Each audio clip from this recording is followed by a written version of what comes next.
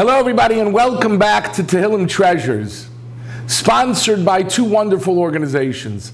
Chazaq has been providing excellent material of inspiration and Torah learning for many years, but especially the last few years where we found ourselves stuck by a computer sometimes, and Chazaq was one of those organizations that stepped up to the plate and provides really endless opportunities for growth and inspiration. This is also sponsored by Chickens for Shabbos at chickensforshabbos.com. And I'd like to add, stop for a moment and imagine if you were in their shoes. A family of somebody who was an aguna, a family of somebody who was not able to make it to Grusha, or perhaps families of Melamdim that don't have the necessary funding sometimes to even put food on the table or buy shoes for their children. For $250, you can sponsor one family for a week. And let's be honest, that's not all that much money, and it doesn't provide them with all that much other than the bare minimum for what they need to be able to live. Grab hold of this schus, chickensforshabbos.com. Tonight we will be learning the next two kapitles of Tehillim, Kapitel Nun Hey and Kapitel Nun Vav, chapters 55 and 56 in David HaMelech's Timeless Treasure. The 55th chapter is composed by David HaMelech as he's running away from his son Avshalom. What could be more tragic? Avshalom, his son, had rebelled against David HaMelech, and now David HaMelech has to run for his life away from his very son, his very own son.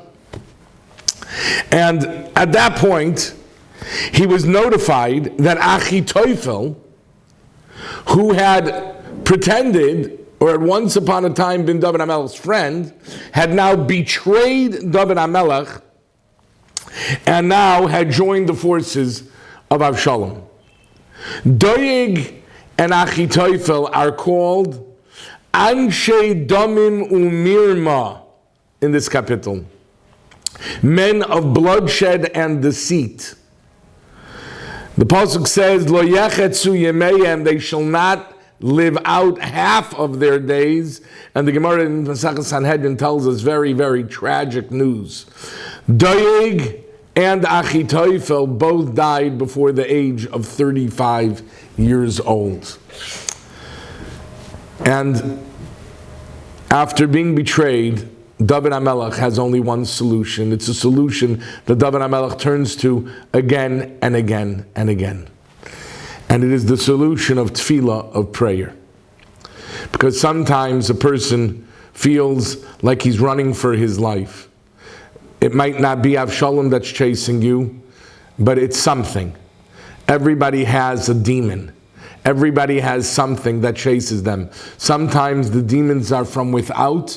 Sometimes the demons are from within. Sometimes we are struggling because of the forces that are beyond or seemingly beyond our control, because it's external demons and sometimes it's internal. Both of them are demons. Both of them are difficult to run from. Both of them are terrifying, and both of them can break us. But we have only one solution, and the solution is always, and has always been, tefillah, prayer. Hashlech al Hashem Yahavcha, says the pasuk in pasuk Chav Gimel. V'hu yechalkelecha. Throw on Hashem your burden, and He will sustain you. And I have to tell you that of the many, many stories of throwing onto Hashem your burden, I think this one resonates most with me, and I hope it does the same with you. And the story that I have is with my Rebbe, Reb David Barkin. Reb David Barkin was the first year Beis Medrash Rebbe in Telz Yeshiva. Reb David Zechrein Livracha, Zecher Tzadik Livracha, was, I'll just tell you one thing about him. When Reb Shach met him in the Panovich Beis Medrash, he was a Talmud of Panovich, a Talmud of Reb Shach. Reb Shach kissed him years later in the Beis Medrash. And somebody asked Reb Shach, how can you kiss somebody in the Beis Medrash? You're not allowed to. The halacha is you're not allowed to. And Reb Shach said, a lebedik is Sefer Torah. He's a living Sefer Torah. You're allowed to kiss the Sefer Torah in the Beis Medrash. This is a living Sefer Torah. Well, Reb David told me a story. I heard it straight from him. And he told me that once a member of his family had a child, and the child was very unwell. The child was so unwell that really, al pi derech hateva, through natural means, there was really not much to do to help the child recover from whatever the child was going through. And what happened was, that daughter of Reb David went to the chapel. That family member went to the chapel. What's that? I don't understand. What? I don't understand what happened. Someone came. I'll start over the story. Reb David Barkin himself told me this story. There was a member from his family, one of his children, had a child who was sick. And the child was very, very not well. And al pi derech hateva, through natural means, it seemed there was no way for the child to survive. And that child's mother went to the chapel, went to a place in the hospital where you could pray. It was not a shul. They didn't have a shul, but they had a room. It was just a room of prayer. And she went into the room, and she sat down, holding the baby in her arms. And she was crying, as any mother would cry if their child was very sick.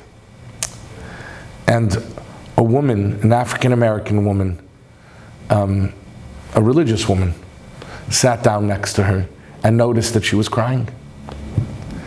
And I remember the way Reb David told it to me, because Reb David was from Chicago, and Chicagoans have an accent. And he was imitating the woman who was sitting next to his daughter. And a combination of those two accents is the way Reb David told it to me. And I'm going to tell you the way Reb David said it exactly, b'lashaynei hatar, in his holy language. He said, "Sister, throw it on the lap of the Lord."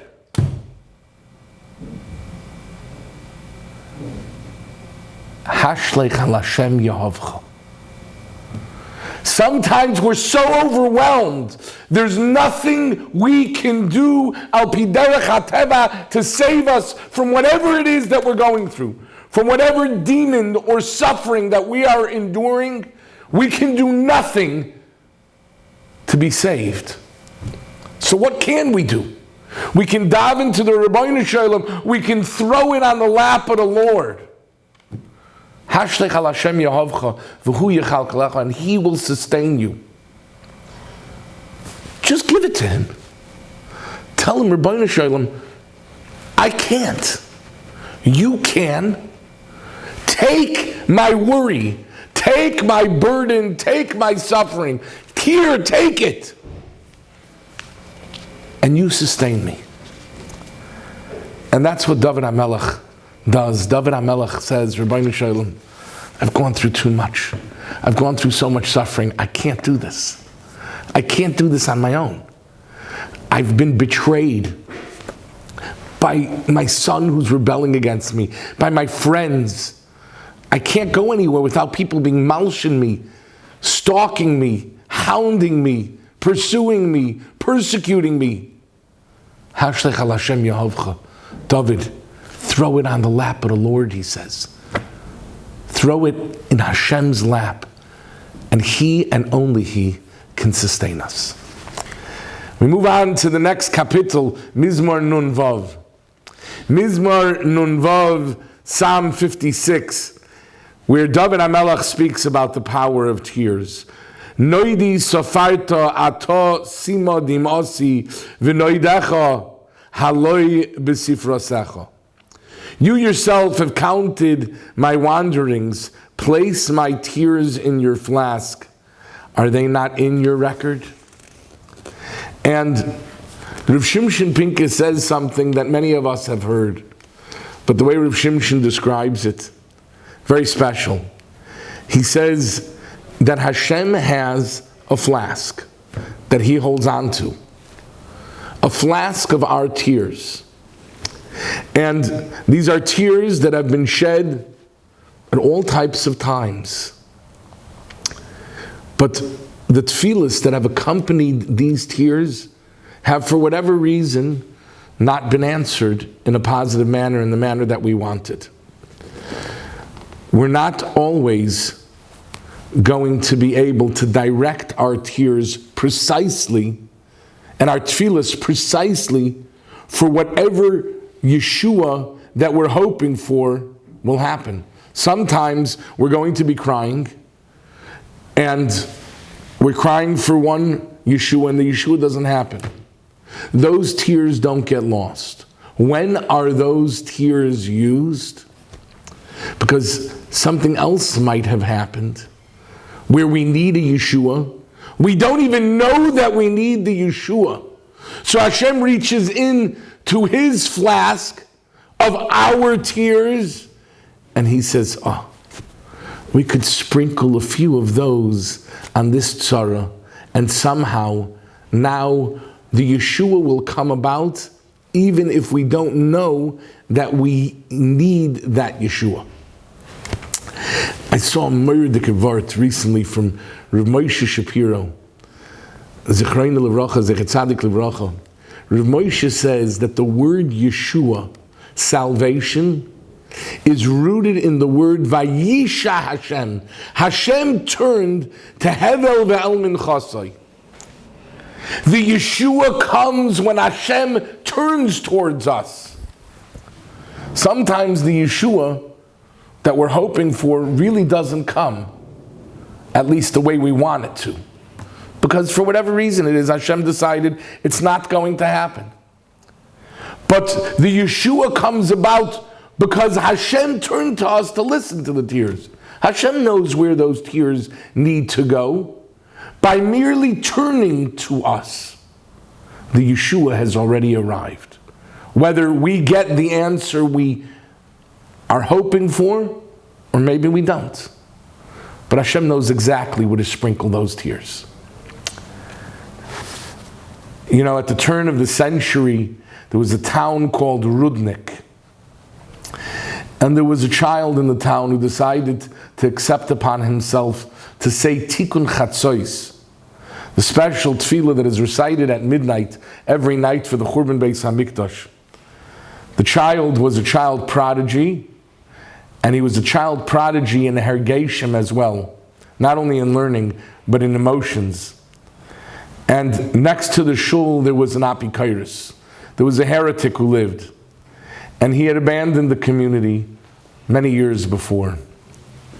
He had, unfortunately, many questions that had remained unanswered, and because of that, he abandoned his faith. He went through a lot of tsaris, and he blamed Hashem for his miserable life. Most of the people looked at this person with derision and contempt, and they didn't speak to him. They didn't know anything about his personal life or the intimate details of his personal life. And instead of him coming closer, he continued to drift further and further away from the Ribbono Shel Olam. One night, this man heard crying. He heard the crying coming from the shul, and the shul was quiet normally at this time of night. But he heard the crying. He was a neighbor, and even though he had not stepped inside of the shul for many years, he was curious, and he got up, and he went to go peek inside to see what was happening. And standing before the Aron Kodesh was this young man, and terrible, terrible tears came forth. But it wasn't tears of sadness. It seemed to be tears of yearning, tears of uplift, tears of devotion. And the man looked and listened closer, And then he listened into what the boy was saying. The boy didn't really see or know what was going on around him. And he said, Ribbono Shel Olam, forgive me for my sins. Help me better understand the Torah that I learn. And he was sobbing. And one more thing he said, Ribbono Shel Olam, there's a man who lives next door. And the man, Nebuch, doesn't believe in you. Don't let his heart be filled with bitterness and pain.